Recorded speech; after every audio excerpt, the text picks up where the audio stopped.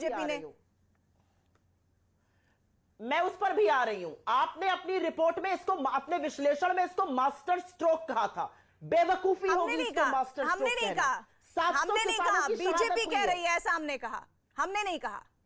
आप बीच में मत बोलिए, मुझे बोलने दीजिए, बीच में मत बोलिए, मुझे आपको करेक्ट करना पड़ेगा। आप लोगों ने इसको तथाकथित मास्टर स्ट्रोक बीजेपी की तरफ से बोला। अब चुप रहिए, करेक्ट कर लिया हो तो। बीजेपी की तरफ से आपने इसको मास्टर स्ट्रोक बोला। ये मास्टर स्ट्रोक नहीं है। माफी मांगी गई है देश से आज, लेकिन 700 शहादतों से माफी नहीं मांगी गई। जिन किसानों को गाजर मूली की तरह रौंदा गया, उनका पिता आज भी गृह राज्य मंत्री है, उसको बर्खास्त करे और उनसे माफी मांगे, तब मैं जानूंगी। मैं आपसे एक बात पूछना चाहती हूं, जब जब किसान से मोदी जी आप भिड़िएगा, चाहे वो भूमि अधिग्रहण बिल हो जिसके लिए राहुल गांधी ने मुस्तैदी से किसानों का साथ दिया था, या 3 कृषि काले कानून हो, आपको हार का ही सामना करना पड़ेगा। इस सरकार ने, और मैं 20 सेकंड में अपनी बात खत्म करती हूं, इस सरकार ने चाहे भूमि अधिग्रहण बिल हो, चाहे 3 काले कानून हो, चाहे एमएसपी के ऊपर बोनस देने पर कहा हो हम आपकी धान नहीं खरीदेंगे, गेहूं नहीं खरीदेंगे, चाहे डीजल के दाम बढ़ाना हो, चाहे जीएसटी किसानों पर लगाना हो, हर तरह से किसानों पर प्रहार किया है। अगर आपको लगता है कि चुनावों से 2 महीने पहले ये करके ये मास्टर स्ट्रोक है, तो ये बीजेपी की महाभूल है। आपको किसान और इस देश के लोग सबक सिखाएंगे। आपने माफी मांगी, लेकिन शहादत पर एक श्रद्धांजलि नहीं दी। आपके पास आज एक विकल्प है। इस देश के सामने एक बात साफ है, किसानों से भिड़कर आप जीत नहीं सकते। चाहे भूमि अधिग्रहण बिल हो, चाहे काले कानून हो, घुटने आपको टेकने पड़े मोदी जी। आपके अहंकार का माफी इस बात पर मांगी गई कि वो समझाने में नाकाम रहे कुछ किसान वर्ग को। ये बात आपको मैं बार बार क्लियर कर दूं, जिस माफी को आप बार बार बोल रही हैं। बहरहाल अनुराग भदौरिया को, और आप भी पत्रकार रह चुकी हैं सुप्रिया, आपको भी थोड़ा सा संयम और धैर्य के साथ बात करनी चाहिए। मैं अनुराग आपके पास आना चाहती हूँ, लेकिन सुधांशु जी इस पर आप जवाब दीजिए जो सवाल सुप्रिया श्रीनेत उठा रही हैं। देखिए, मैं सिर्फ एक पंक्ति में कहना चाहूंगा, अहमन्यता कहीं अगर आपको उसका लेश मात्र भी प्रधानमंत्री जी के वक्तव्य में, भाषा में, शैली में, भाव भंगिमा में नजर आया हो तो आप बता सकते हैं। और मैं विनम्रता से कहना चाहूंगा कि कांग्रेस की सुप्रिया जी ये बात कह रही हैं, परंतु जिस राज्य में सर्वाधिक किसानों का विषय था, पंजाब, वहां जब इन्होंने नेतृत्व परिवर्तन किया तो आप जितनी भी बाइट निकाल के देख लीजिए, कभी कहा कि किसान के बेटे को बनाया है, उन्होंने कहा दलित को बनाया है। इसका मतलब जातिगत समीकरण आपके लिए ज्यादा महत्वपूर्ण विषय था बजाय किसान के। तो आज उन विषयों को छोड़ देना चाहिए। किसान हमारे लिए महत्वपूर्ण विषय है, चुनाव का विषय नहीं है। चुनाव के लिए उनके लिए जातिगत समीकरण महत्वपूर्ण विषय था। नहीं, मैं तो नहीं कह सुधांशु जी, आप मैंने तो सिर्फ ये कहा कि आपने कहा कि किसान बनाना चाहिए। सरकार है, एक दलित मुख्यमंत्री। चलिए, तो अब मैं बिल्कुल कह रहा हूँ, किरकिरी है क्या चल लीजिए? आप सुनिए, होने के नाते क्या आपकी आंखों मैं में उसका भी जवाब दे देता हूं। इस बात का जवाब दीजिए। मैं जवाब दे देता हूं। कर गई है, हाँ, गलत बात है भाई। हाँ, जवाब दे रहा हूं। अरे सुनिए तो, यहाँ पर, अरे सुनिए तो महोदया, जवाब दे रहा हूं। दलित मुख्यमंत्री नहीं है। अरे भाई अगर एक कहीं बन गया, वो भी आंखों में चुभ रहा है आपकी। क्या बात करते हैं सुधांशु जी? जवाब तो लीजिए। गलत बात आपने कर दी भाई। सुनिए, अब जवाब दे दूं? आपने तो वही बात कई बार रिपीट कर दी। अरे भाई, आप कई बार रिपीट कर चुकी वही बात। सुनिए, आज प्रधानमंत्री आज क्या दिन है? गुरु नानक का प्रकाश पर्व। शहादत हो गई, अब क्या है दिखाना था? किसके हाथों में खून सना हुआ, ये बताइए ना।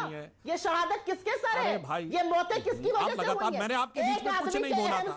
700 किसानों की शहादत हो गई। अरे भाई, मैंने आपके बीच में कुछ नहीं बोला। आप वक्तव्य के बीच में कूद पड़ी हो, निरंतर बोलती जा रही है। अब मुझे अपनी बात विनम्रता दिखाइए। हाँ, अरे भाई, माफी की मैं जवाब दे रहा हूँ। माफी अभी बताता हूँ आपको। आप सुनिए, आज गुरु नानक देव का जन्मदिन है, प्रकाश पर्व। गुरु नानक देव जी ने क्या कहा था? अभी मैं माफी की बात कर रहा हूं, सुनिएगा। अरे भाई, नानक देव जी के किसके अमान्यता लगातार बीच में बोल रही है। सुधांशु जी से सवाल ही दागिएगा, जवाब नहीं सुनिएगा, ऐसे कैसे चलेगा? आप सुन तो लीजिए। आप बार बार जवाब तो सुनिए और उसके बाद बार कह रही हूँ, उनका जवाब तो लीजिए। बाकी पैनलिस्ट मेरे साथ जुड़े हुए हैं, मैं उनके पास नहीं गई हूँ। प्लीज सुनिए सुधांशु जी, 30 सेकंड में आप अपनी बात खत्म कीजिए। मानसिकता सामने आ गई, दलित विरोधी मानसिकता पूरी तरह से सामने आ चुकी है। देखिए, आज गुरु नानक देव का प्रकाश पर्व है। क्या गजब बात कर दी, लगातार बोलती चली जा रही है। कर दिया आप तो सुधांशु जी। अब मैं बोल लूं?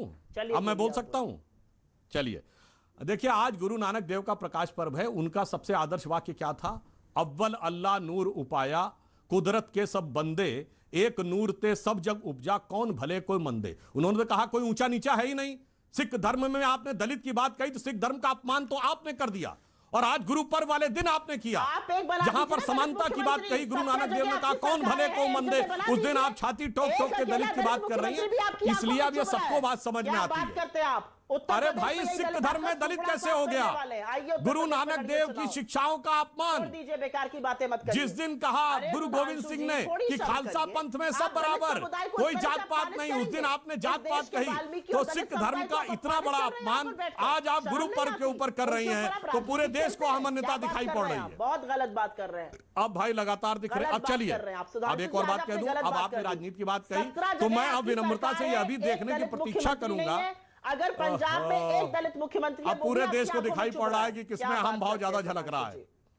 सबको दिख रहा लगातार है। डिस्टरबेंस कर रही हैं आप, ना, मैं लगातार कहाँ डिस्टरबेंस है? कर रही हैं, तो मैं कह रही किसी हूँ, के में नहीं 700 बोलता किसानों हूं। की मौत हुई है। अपने टर्न का इंतजार करिए, किसी का बेटा, किसी अरे की भाई अपने टर्न का इंतजार करिए पति ना। चला गया, आपके चलिए, बेटे की सुनवाई आपके नहीं हिसाब से हमने तो चलिए, मैं कानून कर रही हटा हूं दिए, इंतजार। अब मैं इंतजार करूंगा, अब मैं इंतजार करूंगा कि केरल में जहां से राहुल गांधी जी सांसद हैं, जहां पर एपीएमसी एक्ट नहीं है, वहां ये कब लागू करेंगे, उसकी हमें प्रतीक्षा रहेगी। किसानों के हित के बड़े चिंतक जो हैं वो कितनी संवेदनशीलता के साथ वहां लागू करेंगे, ये मुझे प्रतीक्षा जी, रहेगी। महाराष्ट्र में कॉन्ट्रैक्ट फार्मिंग एक्ट ये कब बिल्कुल। रिपील करेंगे, प्रीति या जी, मुझे I would like Pratiksha to come in रहेगी। for a minute, पंजाब जैसे आप उनको में बोलने जो देंगे, मुझे सब्जी भी और बोलने फल का में मौका नहीं है दीजिए। वो कब लागू प्रीति करेंगे, जी। इसकी हमें प्रतीक्षा रहेगी। जी जी सुप्रिया आप जी, ही मैं बोल रही थी मैं अभी आपके तक, पास बोलिए। आना चाहती हूँ, प्रीति लेकिन जी, उससे पहले देखिए कानून- देखिए नहीं, सुनिए एक सुनिए मिनट प्रीति जी, अनुराग एक मिनट भदौरिया प्रीति जी, नहीं जुड़ एक पाए सेकंड हैं और प्रीति जी, बाकी मैं 10 पैनलिस्ट सेकंड पुष्पेंद्र बात जी भी कहना हमारे साथ चाहती जुड़े हुए हैं। मैं आ जाऊंगी मैं आपके 10 पास सेकंड दोबारा, बात हमारे कहना साथ चाहती देखिए पूर्व कृषि मंत्री भी जुड़े हुए हैं। अनुराग भदौरिया, खुश ज्यादा है या दुखी ज्यादा है, क्योंकि बीजेपी ने ये लपक लिया मुद्दा जिन मुद्दे को लेकर आप जाने वाले थे चुनाव में।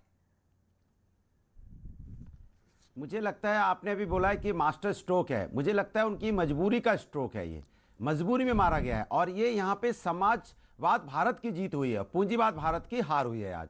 और जिस अहम में भारतीय जनता पार्टी की सरकार थी, जिन किसानों को किसान ही नहीं समझ रही थी, उनको आतंकवादी, खालिस्तानी, पाकिस्तानी, मवाली, चोर, डकैत, क्या क्या संज्ञा दे रही थी, सोचिए आप। उनको मानने को तैयार नहीं थे किसान। कम से कम किसान तो माना, हम तो इसी में खुश हैं कि भारतीय जनता पार्टी मानती है इस देश में किसान रह रहा है। और भारतीय जनता पार्टी को लग रहा था कि हम हिंदुस्तान के अंदर में तानाशाही चला लेंगे, हम यहाँ पे कानून भी बनाएंगे। लेकिन वो भूल गए, लोकतंत्र में इतनी ताकत है, जन आंदोलन में इतनी ताकत है। जब आप जन आंदोलन एक साथ उठ के खड़ा होता है तो बड़ी बड़ी सरकारों को, तानाशाहों को झुकना पड़ता है। आज देखो उत्तर प्रदेश में चुनाव है, और चुनाव में किस तरह से इनको पता चल गया कि जिस तरह की पूर्वांचल एक्सप्रेसवे पे समाजवादी पार्टी के राष्ट्रीय अध्यक्ष जी का इन्होंने रैली देखी रात भर लाखों लोग रोड पे बैठे हुए इंतजार कर रहे हैं कि यही वो मसीहा है जो उत्तर प्रदेश की किस्मत बदल सकता है। तो और आप क्या ये कहना चाह रहे हैं अनुराग भदौरिया कि किसानों की वजह से नहीं, समाजवादी पार्टी के दबाव में आकर बीजेपी सरकार को ये फैसला वापस लेना पड़ा, आप ये कहना चाहते हैं? मैं कह तो रहा हूं भारतीय जनता, अरे बिल्कुल